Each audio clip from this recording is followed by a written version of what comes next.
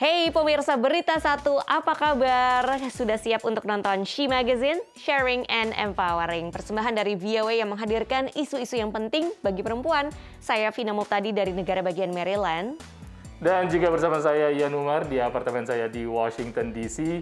Pemirsa dan juga Vina, waduh ini udah di awal tahun baru, kita sudah lihat gimana tahun baru kemarin. Ternyata tidak seperti tahun baru yang kita harapkan atau juga seperti normal sebelum masa pandemi. Tapi tidak apa-apa, karena semuanya menetapkan atau menerapkan yang namanya prokes. Tidak ada kembang api juga di Washington DC, pemirsa. Tidak apa-apa, semuanya kumpul-kumpul dalam jumlah yang kecil.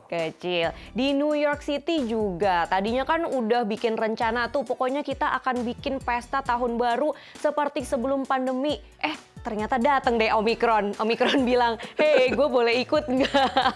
Oh no, akhirnya dikurangi jadi 15.000 orang aja. Semua pun sudah divaksin lengkap dan sudah harus mengenakan masker. Jadi ya gitu deh, yang meriah cuma kelihatan dari TV aja, tapi sesungguhnya sangat-sangat sederhana. Oke pemirsa, meskipun sederhana, di She Magazine juga akan menghadirkan sesuatu yang spesial seperti biasa. Kita awali dengan News Flash. Aktivis Nigeria Esohe Ozigbo mengikuti Fashion Show alias peragaan busana yang terbuat dari sampah plastik. Lewat kegiatan ini, remaja 15 tahun ini ingin mengajar anak-anak muda lainnya untuk lebih peduli dengan isu lingkungan. Pengacara terkenal Amerika Sarah Waddington meninggal dunia pada usia 76 tahun. Waddington adalah pengacara yang pada usia 26 tahun membantu memenangkan kasus hak-hak aborsi Roe vs. Wade di Mahkamah Agung. Kelompok K-pop Korea Selatan Twice mengadakan konser tur dunia tatap muka pertama sejak pandemi di Seoul. Grup beranggotakan 9 anggota itu akan tampil di Amerika Serikat pada Februari 2022. Selain K-pop yang juga populer di Amerika, ternyata kuliner Korea juga terkenal di sini. Kuliner Thailand juga terkenal di sini. Vietnam juga terkenal. Tapi Indonesia masih kurang kayaknya nih ya. Padahal banyak ya pilihannya, ada rendang, ada yang namanya nasi goreng, ada ketoprak, bakso, macem-macem kan. Banyak banget, itu enak-enak semua lagi. Nah makanya nih banyak ya, ada sekelompok diaspora Indonesia di Amerika Serikat yang ingin mempopulerkan makanan-makanan Indonesia lewat acara Taste of Indonesia. Kelompok ini juga berusaha mendukung para pengusaha dalam bidang kuliner. Langsung aja kita lihat liputannya.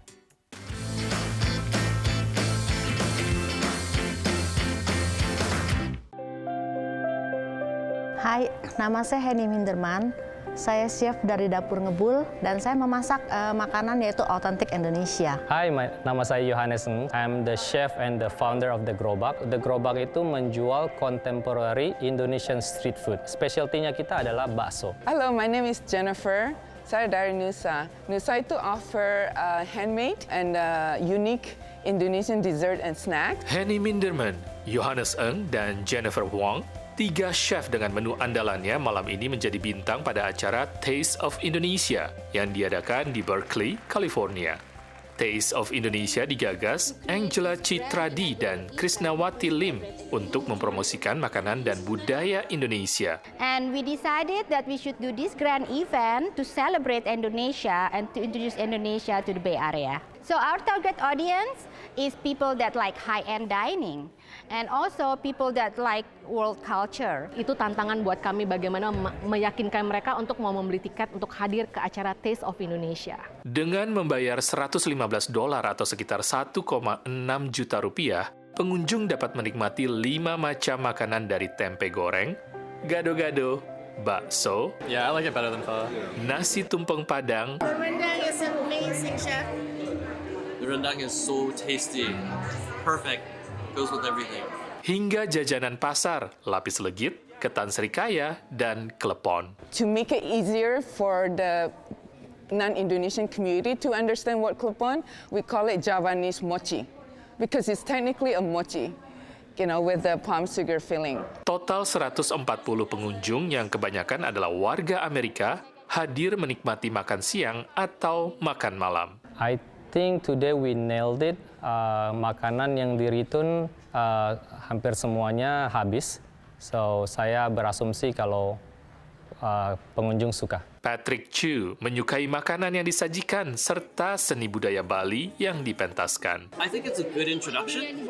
It's definitely a very mixed sort of like presentation to be able to introduce it, and I think it's done in a good way. Sementara bagi Rina Dwi Astuti yang malam itu hadir, mewakili Konsul Jenderal RI, tempe goreng menjadi favoritnya. Sebetulnya kalau tempe itu di sini sudah banyak yang mengetahui, tapi tidak banyak yang tahu bahwa tempe itu berasal dari Indonesia. Tanggapan positif dari para pengunjung menjadi angin segar bagi ketiga chef dan penyelenggara acara yang optimis kuliner Indonesia dapat semakin dikenal di Amerika.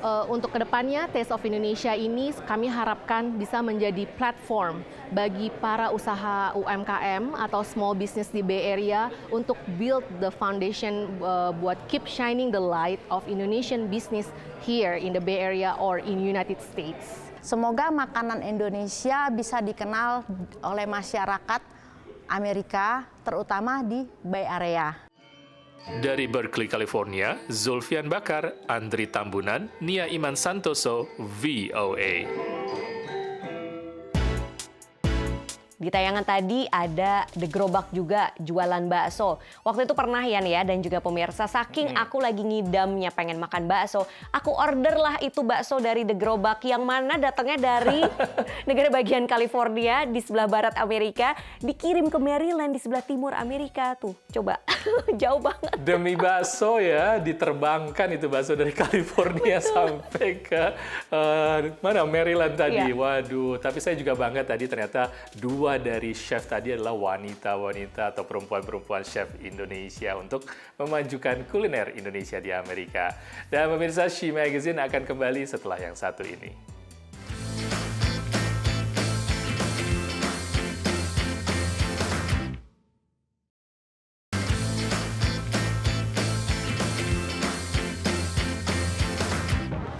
She Magazine, sharing and empowering. Pemirsa, industri fashion ternyata memang cenderung mengabaikan warga yang berkebutuhan khusus atau difabel. Nah, pasar ini ternyata justru menjadi fokus utama dari seorang perancang busana ini yang melihat bahwa orang-orang ini juga membutuhkan yang namanya fashion atau fashion-fashion tertentu ya. Iya, betul sekali. Makanya kita akan menemui nih perempuan bernama Lucy Jones yang membantu meningkatkan aksesibilitas ya warga difabel, dan karena perannya Lucy ini dia juga banyak mendapatkan penghargaan internasional. Langsung aja kita lihat liputannya.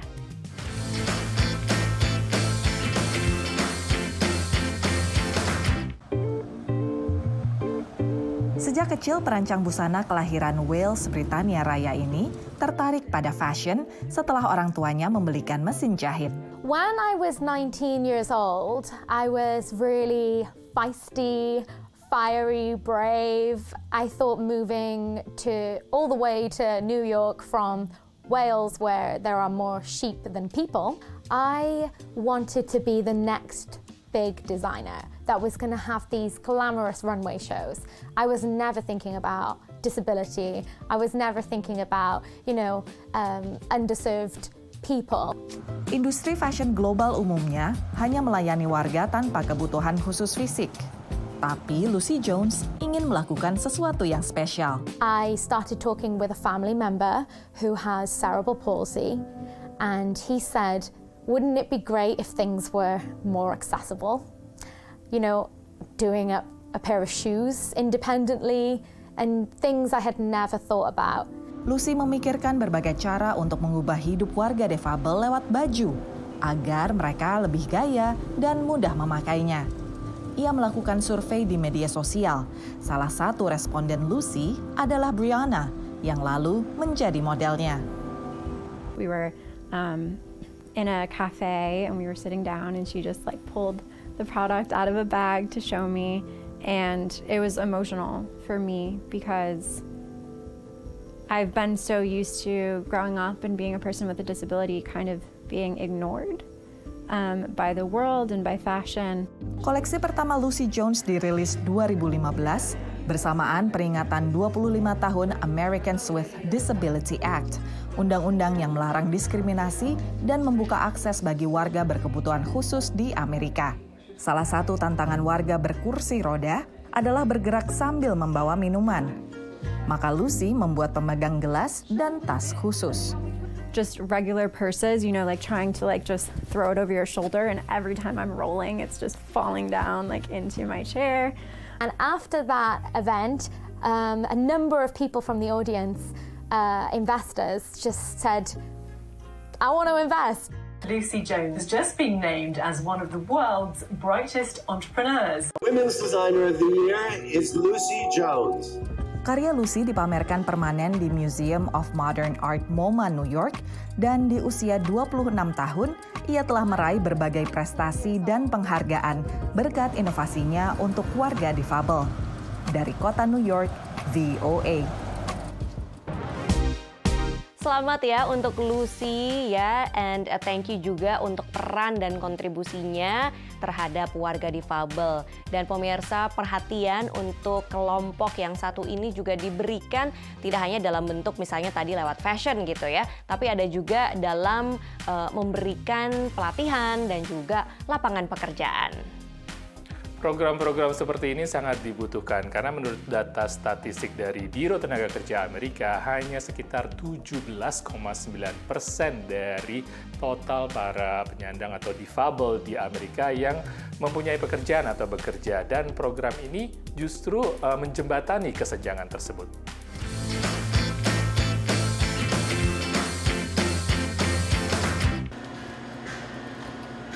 Perempuan 31 tahun ini menyiapkan bahan-bahan membuat es krim. Melissa yang lahir dengan Down syndrome bekerja paruh waktu di sebuah toko es krim di Long Beach, California. Sementara Larry, 46 tahun, bekerja di organisasi bantuan sosial California Abilities Network atau ICANN, di mana ia dan Melissa adalah klien. I work here as cleaning, as a janitor. I can, facility. Baik Larry maupun Melissa mendapat upah $15 per jam, $1 di atas upah minimum negara bagian, dalam program khusus yang didukung bisnis lokal dan pemerintah California. Program ini pun menyatukan mereka dengan kebutuhan khusus dalam berbagai aktivitas. Could be somebody with autism, Down syndrome, it could be somebody with cerebral palsy. Juga mereka dengan disabilitas fisik atau tunagrahita, dengan program yang disesuaikan untuk kebutuhan masing-masing. Asking them that question, you know, what is it that you can do? What is it you want to achieve in your life? Bagi Melissa, mendapatkan pekerjaan yang ia senangi, dan ini didapatnya. It's fun, it's easy, it's not hard, it's easy. Ada beberapa bagian pekerjaan yang sangat ia sukai. Getting her tips, getting her paycheck. Getting her ice cream at the end of the day. Kehadiran Melissa pun membuat toko ini lebih cerah. We thought we could help a young adult in this situation, but what we found out is that she's helped us and she's helped our business tremendously. She's been beyond infectious with enthusiasm. Menurut Ibu Melissa, inilah pesan sesungguhnya. I think despite what your disability is, you can find a place where you fit in and where you belong and where you can achieve. Dan menjalani hidup yang lebih memuaskan. Dari Los Angeles, California, VOA. American Disability Act tahun 1990 melarang yang namanya diskriminasi terhadap para pekerja yang membutuhkan kebutuhan khusus seperti ini, dan diharapkan program-program tadi bisa menjembatani juga jumlah persentasenya yang orang bisa bekerja atau para difabel ini juga semakin meningkat. Betul sekali. Dan pemirsa, habis ini kita akan ketemu sama beberapa perempuan di Afrika yang mempelajari mata uang kripto.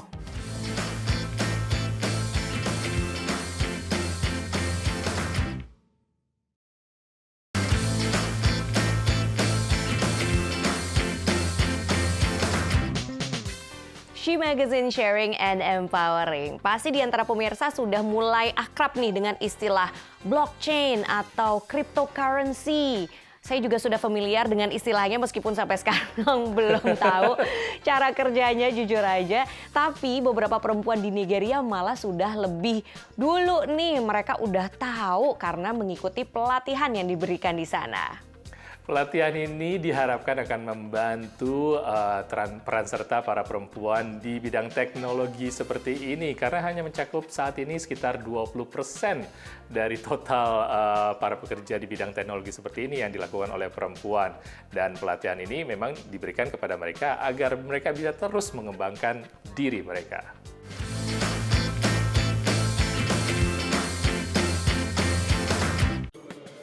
Elizabeth Onaji yang berusia 61 tahun setiap minggu mengikuti pelatihan mata uang kripto untuk perempuan di ibu kota Nigeria, Abuja. Menurutnya, ia masuk sejak bulan Juni untuk belajar lebih lanjut tentang teknologi blockchain. I believe that this is a worldwide project or business. Nigeria should not be the odd one out. We should also key into the global trend. Janet Katio membuka kursus blockchain gratis untuk kaum perempuan sejak tahun 2017. Menurutnya, ratusan perempuan Nigeria telah mendapat manfaat dari pelatihan ini. I'm always interested in teaching women so that they can also be part of what is happening in the technology space. You understand? And then you come to see a lot of women, mothers, are interested, are already taking this blockchain technology and making life out of it. Some are housewives, some are even working. Seperti di banyak sektor, perempuan kurang terwakili di sektor teknologi Nigeria. Menurut Biro Statistik Nigeria, perempuan mencakup hanya kurang dari 20% pekerja teknologi informasi, meski ada pertumbuhan besar di industri ini selama dekade terakhir. Upaya Janet bertujuan mengatasi masalah ini, terutama karena Nigeria adalah pasar blockchain terbesar di Afrika. Pada pelatihan ini, Janet bermitra dengan Yayasan Mirlabat T'Challa untuk mengajar perempuan tentang mata uang kripto Afrika yang disebut T'Challa yang diperkenalkan pada bulan November lalu. T'Challa is a hero that is coming up from Africa and to save Africa. And what we're trying to say is that it's time for Africa to have a voice in the blockchain space and also Africa to have a voice when it comes to cryptocurrency. Namun menurut pakar teknologi blockchain, kebijakan pemerintah bisa menjadi tantangan. When you speak to people about cryptocurrency, they will try to remind you the government said it's not good for us. You know, it's a big barrier and people tend to follow that. Bulan Februari lalu, pihak berwenang Nigeria memperingatkan warga mengenai mata uang kripto yang disebutkan tidak stabil. Namun kemudian pada bulan Oktober meluncurkan mata uang digital yang dikenal sebagai e-Naira. Meski ada risiko dan peluang, tapi kaum perempuan diharapkan akan mempromosikan mata uang kripto dan memberi akses bagi lebih banyak warga. Dari Arlington, Virginia, saya Helmi Yohanes dan tim VOA. Bisnis kripto ini memang sedang marak di seluruh dunia, termasuk di Indonesia dan juga ternyata juga di Afrika. Dan masih di Afrika, kita akan membawa pemirsa She Magazine bertemu sebuah komunitas di Kenya yang dipimpin oleh seorang perempuan yang melakukan pengumpulan sampah-sampah plastik dan mendaur ulang plastik tersebut. Dan di daerah ini, di komunitas ini, umumnya mereka bergantung kepada pariwisata untuk mencari nafkah. Para aktivis lingkungan hidup di Kenya juga menyambut baik dukungan Amerika Serikat bagi kesepakatan global yang bertujuan untuk memerangi polusi plastik di lautan. Kita lihat liputannya.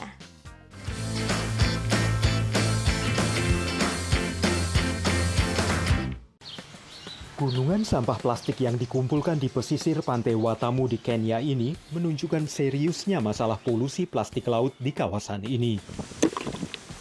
2 kali seminggu, Julie Mayra memimpin apa yang disebut Tim Biru, yakni beberapa kelompok masyarakat yang tergabung dalam Watamu Marine Association untuk mengumpulkan rata-rata 5 ton sampah laut setiap minggu di pantai ini.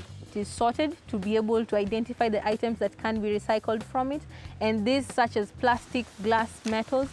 For the metals, we sell them to the scrap dealers. And for the plastic, we shred it, the hard plastic as well as the plastic water bottles. We shred those and we sell it. And the money that we get from such sales, we pour it back into the project to be able to fund us to do more beach cleanup. Polusi plastik adalah masalah besar yang mempengaruhi lingkungan laut. Menurut laporan program lingkungan PBB UNEP, 8 juta ton plastik diperkirakan dibuang ke lautan setiap tahun. 80% di antaranya berasal dari sampah darat yang tidak diambil. Ini berdampak buruk di wilayah pesisir Kenya seperti Watamu yang sangat bergantung pada pariwisata sebagai mata pencarian warga. Menteri Luar Negeri Amerika Antony Blinken yang belum lama ini mengunjungi Nairobi menyatakan dukungan Amerika untuk meluncurkan perundingan antar pemerintah mengenai instrumen global baru untuk memerangi polusi plastik laut. Our goal is to create a tool that we can use to protect our oceans and all the life that they sustain from growing global harms of plastic pollution. It's crucial that the agreement call on countries to develop and enforce strong national action plans to address this problem at its source. Para pemerhati lingkungan menyambut baik dukungan Amerika dan mendesak produsen plastik besar lainnya seperti Tiongkok untuk bergabung dalam perundingan ini. Menurut mereka, ini akan mengkonsolidasikan perang melawan polusi plastik di lautan.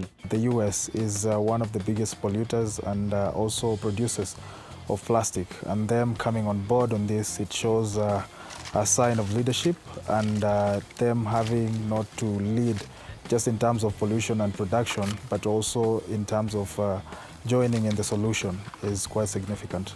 And as we seek to work together to address the triple planetary crisis, we have a real opportunity to push full speed ahead towards environmental multilateralism that makes an impact, a positive impact on people's lives. Pencarian model bisnis yang berkelanjutan ini didorong oleh kebutuhan untuk memerangi perubahan iklim dan degradasi lingkungan. Julie dan kelompoknya di Asosiasi Kelautan Watamu mengembangkan model solusi komprehensif yang memungkinkan komunitas lokal, bisnis, dan lingkungan untuk berkembang dengan saling bergantungan. Dari Arlington, Virginia, saya Helmi Yohanes dan tim VOA. Wah, bisa dicontoh ya upaya tadi, misalnya kumpulin sampah plastik, terus kemudian didaur ulang, terus kemudian dapat uangnya kemudian digunakan lagi untuk upaya pemeliharaan lingkungan di sekitar. Semoga liputan tadi menginspirasi kita dan bermanfaat bagi kita semua pemirsa. Benar sekali pemirsa She Magazine, dan mudah-mudahan di awal tahun baru ini semuanya juga masih bersemangat untuk mencapai atau meraih cita-cita ataupun juga tujuan yang akan kita harapkan di tahun 2022 ini. Saatnya buat kita untuk pamit. Saya Ian Umar dari apartemen saya di Washington DC. Dan saya Vina Muptadi dari rumah saya di kota Silver Spring, negara bagian Maryland. Kita akan sharing dan empowering lagi pekan depan. Sampai jumpa.